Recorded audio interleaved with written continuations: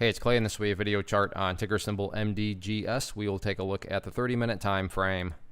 Real quick, what do I mean by 30-minute in case maybe you're new to charts? Instead of each one of these candlesticks here representing 1 day's worth of price action, which is what you would normally see, each one represents 30 minutes. So while this here may look like several days worth of time, it's actually today's price action broken down into 30-minute time slices. I like to this time frame that does a good job of telling the quote-unquote story of the price. And in this situation, makes summarizing the price action pretty straightforward.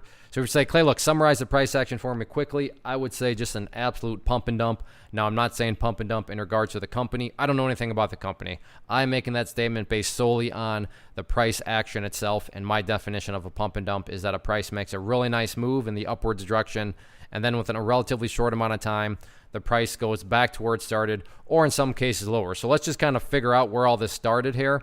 And I mean, to me, it started when it broke outside of, this kind of breakout point right here at about $5.55. I mean, you go through the quick history of things, and you can see that this area was indeed acting as resistance. You can see knocked it down there, knocked it down there. So that was, in technical jargon, the breakout point. So let's go through the definition. Price makes a really nice move. Well, we just established it started there and then ultimately went up that high. I'm assuming we can all agree that that was a really nice move. Next part of the definition, within a relatively short amount of time. Well, considering this all happened in 1 day, in the same day, once again, I'm hoping we can agree that this did indeed happen in a short amount of time. And then finally, the price goes back to where it started, or in some cases lower. So, I mean, where did the price ultimately close on the day?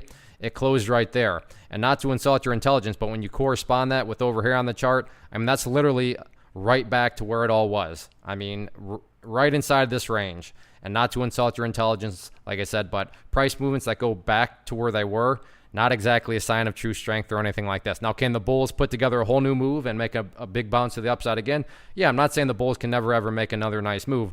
I'm just saying as far as that gap up from this morning was concerned and the run after the gap up, yeah, there just wasn't any sort of true power behind it, because if there was, the price would at least be making some progress forward, not literally back to where it all started. So back to the drawing board for the price. Maybe something else can occur. But yeah, as far as this morning's price action is concerned, total pump and dump.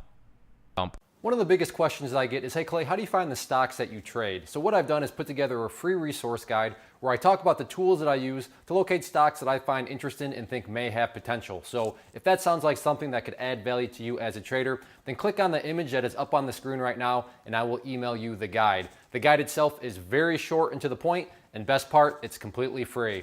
Thanks for watching the video. Let me know if you have any questions.